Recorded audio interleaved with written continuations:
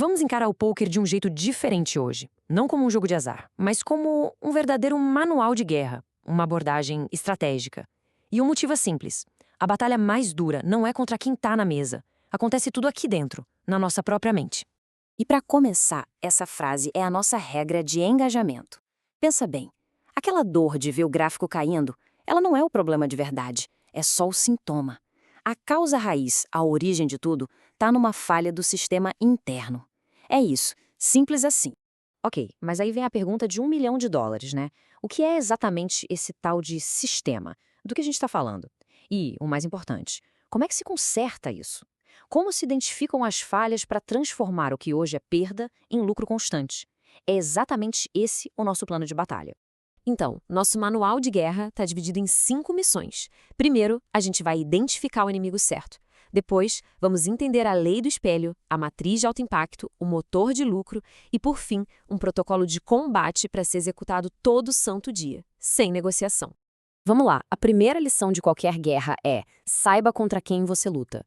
E no pôquer, a grande maioria dos jogadores atira no alvo errado. Eles brigam com a variância, com o adversário que deu sorte, com o baralho. Só que esses, olha, não são os verdadeiros inimigos. Essa diferença aqui, ela é crucial. O erro mais comum é focar no reflexo, sabe? Tentar dar um jeito no resultado que já aconteceu. A abordagem certa, a abordagem de um profissional, foca na fonte. É sobre auditar os próprios erros, corrigir as decisões na raiz e, claro, tapar os buracos no jogo. Os verdadeiros inimigos são esses vazamentos. E isso nos leva direto para a filosofia central de todo esse manual, a lei do espelho. A ideia de que o gráfico, os resultados, são só uma projeção, um espelho do trabalho que é feito ou que não é feito, fora das mesas. Então, o ponto principal é este. O gráfico, o lucro, a consistência, nada disso aparece do nada na hora que as cartas são distribuídas. Tudo já foi decidido muito antes, pela qualidade do sistema. Se o sistema interno é bagunçado, o gráfico vai ser bagunçado. Não tem mágica, é causa e efeito. E a conexão é direta, 1 para 1. Cada parte do sistema interno se transforma num resultado que dá para ver. Um volume de estudo de qualidade resulta numa win rate maior. Uma revisão brutalmente honesta gera consistência. Ter clareza dos ranges se transforma em lucro no fim do mês. É simples assim. E na prática, a diferença é absurda. O jogador amador, que está focado no reflexo, ele entra num ciclo vicioso. Ele perde uma mão, fica irritado, farça o jogo para tentar recuperar, aí perde mais e, no fim, culpa a falta de sorte. Já o profissional, focado na fonte, entra num ciclo virtuoso. Ele perde a mão, analisa o erro de cabeça fria, ajusta o sistema para não repetir e a consequência natural é o lucro no longo prazo. Certo. Se a lei do espelho foi entendida, a próxima pergunta é: onde colocar a energia? Onde alocar os recursos? É aí que entra a matriz de alto impacto. Ela mostra como lutar a batalha que realmente vale a pena, a que gera resultado. Olha só que claro. Ações focadas no reflexo, tipo jogar mais e mais horas ou ficar tiltado com uma bad beat, têm impacto baixo ou até negativo no valor esperado. Já as ações de alto impacto, aquelas que realmente colocam dinheiro no bolso, são todas focadas na fonte. Estudo diário, revisão brutal das perdas e o ajuste fino dos ranges. Com a estratégia certa em mãos, agora a gente precisa de um processo, uma máquina. Esse é o motor que vai fazer o sistema girar. É um loop que, se for executado do jeito certo, garante um crescimento que não para mais. Este é o ciclo do motor de lucro. E presta atenção no passo 3, cometer um erro. O erro não é uma falha do processo, ele é uma parte obrigatória do processo. O erro é a informação que alimenta a revisão, que por sua vez leva ao ajuste.